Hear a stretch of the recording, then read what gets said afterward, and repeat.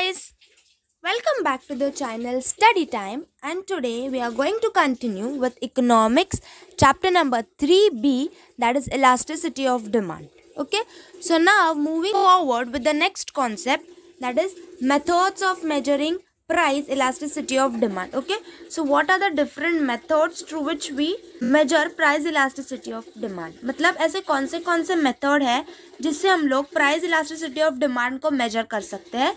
तो देखते हैं methods of measuring price elasticity of demand. तो कौन से मेथड्स है जिससे हम लोग प्राइस इलास्टिसिटी ऑफ डिमांड को मेजर करेंगे.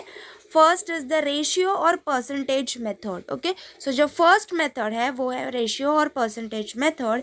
Next is total expenditure method. तो जो सेकेंड मेथड है that is total expenditure method. And the third method is point method और geometric method. Okay, so the third वाली मेथड है that is point method और geometric method. Okay, so price elasticity of demand को measure करने के लिए हम लोग के पास टोटल है 3 टाइप्स. ओके, तो इस 3 टाइप्स है जिससे हम लोग प्राइस इलास्टिसिटी ऑफ डिमांड को मेजर कर सकते हैं. Now see methods of measuring price elasticity of demand. Okay, तो जो भी मेथड्स होते हैं जिससे हम लोग प्राइस इलास्टिसिटी ऑफ डिमांड को मेजर करते हैं. First the ratio method is developed by professor Alfred Marshall. Okay, तो जो रेशियो मेथड है द फर्स्ट मेथड वो किसने डेवलप किया है? By the professor Alfred martial. Accordingly to this method elasticity of demand is measured by dividing the percentage change in demand by the percentage change in price. Okay, तो जो first method है ratio method, ये जो है वो that is given by professor Alfred Marshall. Okay, जहाँ पे elasticity of demand जो है वो हम लोग मेजर करते हैं by dividing percentage change in demand upon percentage change in price. Okay, तो ये जो मेथड है वो हम लोग ने प्रीवियस चैप्टर में भी देखा है, जहाँ पे हम लोग ने देखा relative elasticity of demand, the types of elasticity. So जैसे हम लोग टाइप्स ऑफ इलास्टिसिटी को मेजर करते हैं वही ये मेथड है ratio method. Okay, percentage method is also known as arithmetic method. Okay, तो जो परसेंटेज मेथड है उसको ही हम लोग अरिथमेटिक मेथड भी बोलते हैं. सी द फर्स्ट रेशियो और percentage method. Now see price elasticity is measured as. तो जो भी प्राइस इलास्टिसिटी है वो कैसे मेजर होती है इन द रेशियो मेथड. तो first is ED that is elasticity of demand is equal to percentage change in quantity demand upon percentage change in price. Okay, मतलब जितना भी परसेंटेज चेंज इन क्वांटिटी, जितना भी change quantity के demand में हुआ है upon percentage change in price, मतलब प्राइस में कितना चेंज हुआ है. Okay, so that is ED is equal to percentage delta q, that is percentage change in quantity demand upon percentage change in price. Okay, तो mathematically the above formula can be presented as. Okay, तो अगर इस formula को भी हम लोग further solve करें तो कैसे करेंगे? ed is equal to delta q upon q divided by delta p upon p. Okay okay, मतलब percentage change in delta q upon percentage change in price का फर्दर जो सोल्यूशन है वो कैसे आएगा? ed is equal to delta q upon q, मतलब change in quantity demand upon original quantity divided by change in change in price upon original price. Okay, therefore ed is equal to delta q upon q into p upon delta p. Okay, so इसका मतलब क्या हुआ कि change in quantity upon original quantity into जो reciprocal form है यहाँ पे वो हुआ है, so original price upon change in price. Okay, so this is price elasticity measured under the ratio method. Now the next is total expenditure method. Okay, the second type, that is total expenditure method. This method was developed by Professor Marshall. तो ये जो method है that is expenditure method, ये किसने forward किया था? by the Professor Alfred Marshall. In this method, total amount of expenditure before and after the price change is compared. Okay, so total expenditure method में हम लोग क्या करते हैं? जो भी total amount होता है of expenditure before the change in the price and after the change in price, इसको हम लोग compare करते हैं. Okay, here the total expenditure refers to the product of price and quantity demanded. Okay, तो यहाँ पे जो total expenditure होता है वो हम लोग measure करते हैं by the price of the product and the quantity demanded of the product. Okay, तो देखो total expenditure is equal to price into quantity demanded. Okay, मतलब टोटल एक्सपेंडिचर क्या होता है? Price into the quantity demanded, मतलब price of that commodity into quantity of the commodity demanded. Now see in this connection Marshall has given the following proportions. Okay, तो इसमें जो है ये वाला जो मेथड है एक्सपेंडिचर मेथड, इसमें डॉक्टर अल्फ्रेड मार्शल ने कुछ कनेक्शंस बताया है. So let's see. The first is relatively elastic demand. Okay, so that is ED is greater than 1. When with a given change in the price of a commodity, total outlay increases, elasticity of demand is greater than 1. Okay, तो जब भी price बढ़ता है या फिर there is a change in the price of the commodity and the total outlet, मतलब जो भी हमारा quantity है वो ज़्यादा होता है than the price, so that is relatively elastic demand. Next is unitary elastic demand, that is ED is equal to 1. So when the price falls or rises, total outlet does not change or remains constant, elasticity of demand is equal to 1. Okay, मतलब जब भी commodity की price जो है वो गिरती है या फिर ज़्यादा बढ़ जाती है, कम होती है, बट जो हमारा टोटल आउटले है उस पर कोई चेंज नहीं आता, वो कांस्टेंट ही रहता है, इसे हम लोग बोलते हैं यूनिटरी इलास्टिक डिमांड. ओके, मतलब जो इलास्टिसिटी ऑफ डिमांड है वो इक्वल टू 1 होता है, चाहे प्राइस ज़्यादा हो कम हो, टोटल आउटले में कोई फ़र्क नहीं पड़ता. Now next the last is relatively inelastic demand. Okay, I mean relatively inelastic demand ED is greater than 1. Okay, मतलब जो डिमांड है वो 1 से ज़्यादा होता है. When a given change in the price of a commodity, total outlay decreases, elasticity of demand is less than 1. Okay, मतलब जब भी जो प्राइस हमें दी है उसकी वजह से जो टोटल आउटलेट है वो कम होता है और डिमांड भी कम होता है, दैट इज़ लेस देन 1 हो जाता है. Okay, in relatively inelastic demand. So this can be explain with the help of following diagram. तो हम लोग को डायग्राम दिया, उससे हम लोग को अच्छे से समझ आएगा. तो this is the diagram. Now see, this is table 3.4 total outlay method. Okay, so in the first column हमारे पास यहाँ पे 4 कॉलम है. फर्स्ट कॉलम पे दिया है price. Okay, price in rupees. Next column में दिया है quantity demanded in units, that is defined by Q. Okay, और प्राइस पी में हम लोग को डिनोट किया है. Next is total outlay. अभी total outlay that is total expenditure, वो हम लोग कैसे कैलकुलेट करते हैं, price into quantity demand. Okay, so P into Q. Next is elasticity of demand, तो उसके हिसाब से इलास्टिसिटी ऑफ डिमांड कैसे है. So these are the 4 columns. First जो है ए, उसमें दिया है प्राइस 10 एंड प्राइस 20. ओके, और जो यूनिट्स डिमांडेड है दैट इज जब प्राइस 10 है तब 6 यूनिट्स डिमांड किया है. Okay, so the total outlay is 60. Okay, the next, when the price is 20, the quantity demanded is 5, so 20 into 5 that is 100. Okay, so यहाँ पे जो है वो elasticity of demand क्या है, 1 से ज़्यादा है. Okay, more than 1. The next B, when the price is 30, quantity demanded is 4, so 30 into 4 120. Okay, and then next when the price is 40, that quantity demanded is 3, so 40 into 3 is 120. so यहाँ पे ED is equal to 1, मतलब दोनों जो है values वो same है, that is equal to 1. Next in the C, when the price is 50, quantity demanded of commodity is 2, that is 50 into 200. and next when the price is 60, the quantity demanded is 1, so 60 into 1 60. तो यहाँ पे जो है वो क्या है, ED is greater than 1. okay, these are the different between the 3 categories A, B and C. जब A है तब ED is greater than 1, जब B है तो ED is equal to 1, and जब C है तो ED is less than 1. okay, now the third method is point method or geometric method. okay, point or geometric method. Professor Alfred Marshall has developed another method to measure elasticity of demand which is known as point method or geometric method. okay, so ये जो professor Alfred Marshall है इन्होंने ही point method और geometric method को measure करने के लिए हमें बताया है, and by the elasticity of demand. The ratio method और total outlay method are enable to measure elasticity of demand at a given point on the demand curve. Okay, तो ये जो रेशियो मेथड है और टोटल आउटले मेथड है ये major करने के लिए हमें किसी डिमांड कर्व की ज़रूरत नहीं पड़ती है. But while measuring point method और ज्योमेट्रिक मेथड हमें क्या करना पड़ता है, ये जो मेथड है वो हम लोग कैसे यूज़ करते हैं, by the help of the demand curve. Okay, demand curve पे कोई भी पॉइंट दिया जाता है और उससे हम लोग वो इलास्टिसिटी ऑफ डिमांड है वो फाइंड आउट करते हैं. Now at any point on the demand curve, elasticity of demand is measured with the help of following formula. तो डिमांड कर्व पे अगर किसी भी पॉइंट पे अगर हम लोग को elasticity of demand find out करना है तो हम लोग ये फॉर्मूले से या फिर ये मेथड से, दैट इज पॉइंट और ज्योमेट्रिक मेथड से हम लोग क्या है वो फाइंड आउट कर सकते हैं. So the formula for that is point elasticity of demand, that is ED is equal to lower segment of the demand curve below a given point L and upper segment of the demand curve above a given point U.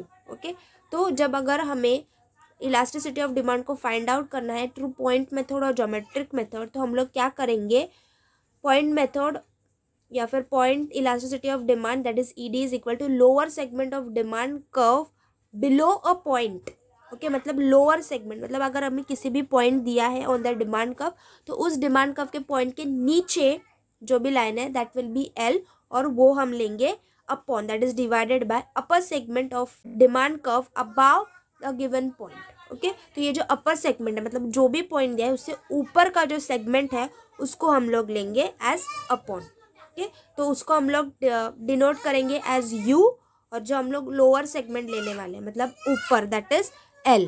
Okay, so point elasticity of demand that is ED is equal to lower segment upon upper segment that is L upon U. Okay, तो देखो ना, उसमें भी दो types होते हैं, एक linear demand curve और एक होता है non linear demand curve. So the first is linear demand curve. Linear demand curve, when the demand curve is linear, that is a straight line, we extend the demand curve to meet the y-axis at A and x-axis at B. Okay, so जब भी linear curve होता है, okay, so जो demand curve होता है वो एक linear form में होता है, तभी that is a straight line. Okay, linear मतलब क्या, एक स्ट्रेट लाइन होती है। We extend the demand curve to meet Y axis at A and X axis at B. तो हम लोग उसको एक्सटेंड करते हैं वाई एक्सिस पे ताकि वो ए पॉइंट पे मिल सके, और एक्स एक्सिस पे ताकि वो बी पॉइंट को मिल सके। Okay, price elasticity of demand at X axis is 0 and at Y axis is infinite. Okay, तो क्या होता है, प्राइस इलास्टिसिटी अगर एक्स एक्सिस पे है मतलब दैट इज 0, और अगर वाई एक्सिस पे है तो दैट इज इन्फिनिटी, मतलब बहुत है। Okay, you can not measure. So elasticity of demand will be different at each point. Okay, तो जो इलास्टिसिटी ऑफ डिमांड है वो हर एक पॉइंट पे अलग अलग पॉइंट में अलग अलग होगी। Okay, now see over here the diagram 3.6 figure 3.16 point method that is linear demand curve. Okay, मतलब point method but in the form of linear demand curve. Okay, so on Y axis you can see that is a price in rupees, और X axis पे दिया है quantity demand. Okay, तो ये है price in rupees and on X axis we have quantity demanded. Okay, so अगर हम लोग देखेंगे, अगर ये लाइन है वो ए पे जाके मिल रही है that is on Y axis, तो जो ई डी है दैट इज इनफाइनाइट। ओके, मतलब वी कैन नॉट मेजर। और अगर जो लीनियर लाइन है that is meeting at point B on the X axis, मतलब ई डी जो है वो है E D is equal to 0। तो और डिफरेंट पॉइंट पे अलग अलग आएगी। अगर इस पॉइंट पे देखोगे दैट इज P2 पे, तो elasticity is greater than 1। Okay, अगर P1 पे देखोगे तो अलग है, that is ED is less than 1। Okay, और अगर मिडिल पॉइंट P पे देखोगे तो ED is equal to 1। Okay, मतलब अगर अलग अलग पॉइंट पे देखोगे on the linear demand curve, तो जो इलास्टिसिटी ऑफ डिमांड है वो भी अलग अलग आएगी। Okay, I hope you understood. The next, now let us assume that AB is a demand curve and the length is 8 centimeters. Okay, तो इस डायग्राम में अगर हम लोग ने assume किया कि A and B जो है वो हमारी linear demand curve है, and that AB is equal to 8 centimeters. Okay, तो अगर हम लोग ने ऐसा assume किया, point elasticity at various points on the linear demand curve can be measured as follows. Okay, तो अलग अलग पॉइंट पे जो अलग अलग इलास्टिसिटी ऑफ डिमांड है वो हम लोग मेजर करेंगे। So at point P, so first at point P the point elasticity is measured as P is equal to PB upon PA is equal to 4/4 is equal to 1। Okay, मतलब first हमें P, अगर हम लोग को point P का elasticity of demand निकालना है। Okay, so in this figure ये है P। ओके, तो अगर हम लोग को पॉइंट P का इलास्टिसिटी ऑफ डिमांड निकालना है तो हम लोग ये जो this will be the upper segment and below this will be the lower segment. Okay, तो we will do lower segment upon upper segment, और पूरी जो सेगमेंट है that is the linear line that is of 8 centimetre. Okay, and P is the centre point, तो P के ऊपर वाली जो लाइन है दैट विल बी 4 सेंटीमीटर, और पॉइंट P के जो नीचे लाइन है वो है 4 centimetre. So we have written 4/4। Okay, so अगर हम लोग इसको कैलकुलेट करेंगे तो 4 1 जा 4, 4 1 जा 4। यार व्हाट्स द प्रॉब्लम, ओके 4 1 4 4 1 4, तो it's equal to 1. Okay, so thus at point P the demand is unitary elastic, that is ED is equal to 1.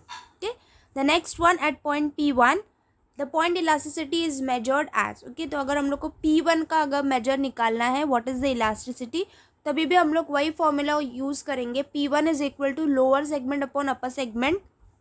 Okay, तो यहाँ पे P1 की जो लोअर सेगमेंट है, so P1.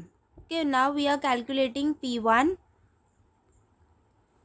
so for P1 the lower segment is less and the upper segment is more. okay, तो it will be lower segment जो है that is 2. okay, जो नीचे वाला part है, so that is less and the upper segment is more, that is 6. okay, so here we will divide 2 upon 6, so we will get 0.33. so 0.33 is actually less than 1.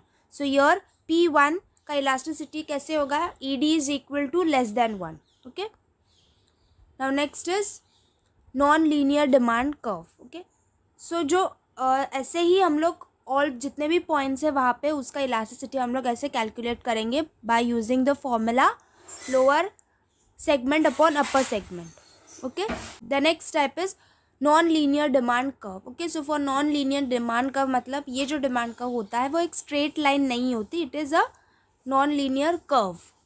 So when the demand curve is non linear, okay, non linear मतलब that is convex to the original. to measure price elasticity of demand we have to draw a tangent AB touching the given point on the demand curve and extending to its meet to y-axis and at point A and x at point B. okay, तो अगर हम लोग non linear demand curve की बात करें तो non linear demand curve ऐसा होता है जहाँ पे स्ट्रेट लाइन नहीं होती, it is convex to the origin. Okay, you have studied in your schooling. Okay, convex mirror, तो उसका शेप कैसा होता है वैसे ये नॉन लीनियर कर्व होता है इन द कॉन्वेक्स, मतलब जो ओरिजिन होता है ओके उससे कॉन्वेक्स होता है नॉन लीनियर डिमांड कर्व. तो उसको मेजर करने के लिए हम लोग को एक पॉइंट लेना पड़ता है at X axis and Y axis. Okay, जो एक्स एक्सिस को टच करेगा और वाई एक्सिस को टच करेगा. Okay, and like that we have to draw a line. तो उसके लिए we have to draw point A meeting y axis and point B meeting x axis. okay, so actually the diagram will be like this. you will draw a point which is touching your y axis, that is point A, and one point touching to B that is touching to x axis. okay, and this DD is your linear curve, okay, sorry, non-linear curve, that is your convex. okay, convex type. now for this also what you are going to, the formula that you are going to apply for point method or non-linear demand curve, that is ED is equal to lower segment of the tangent below a given point upon upper segment of the tangent above a given point. okay, is equal to L upon U, that is lower segment upon upper segment. so इस formula पे आप लोग क्या करोगे, अभी हम लोग का टेंजेंट का पॉइंट है E. ओके, सो E से अगर हम लोग को elasticity of demand find out करना है of point E, so what you will do is you will take the upper segment and the lower segment. Okay, so your formula will be lower segment upon upper segment. तो lower segment आप लोग क्या लोगे, EB will be your lower segment upon upper segment, that is EA. Okay, and then you will do same as it is that we have done with the linear demand curve. okay, so if you see, if EB is equal to EA, okay, because the whole line will be same, that is 8 centimeter, then if you are taking at point E then it will be 4 and 4, so you will get ED is equal to 1 and so that will be unitary elastic demand. okay, मतलब अगर हम लोग E point का elasticity निकाले तो EB भी 4 होगा और EA भी 4 होगा, so that is why ED is equal to 1, तो हम लोग बोलेंगे that is unitary elastic demand. Okay, अगर हम लोग EB और EA मतलब EB का जो लाइन है वो EA से ज़्यादा है तो हम लोग का इलास्टिसिटी कैसे आएगा, elasticity of demand is greater than 1, तो हम लोग उसको बोलेंगे relatively elastic demand. Okay, the next is अगर EB EA से ज़्यादा है मतलब EA is greater than EB, तो हम लोग का elasticity of demand will be less than 1. Okay, so that will B relatively in elastic demand, मतलब जो डिमांड है उसमें थोड़ा बहुत चेंजेस आएगा, okay, less changes. So I hope you understood till this. Okay, the further concepts we will come up with a new video. So please like, share and subscribe to my channel for more videos like this. I will be coming up with the revision lectures as early as possible. So stay tuned. Meet you in the next video. Till then, take care. Bye.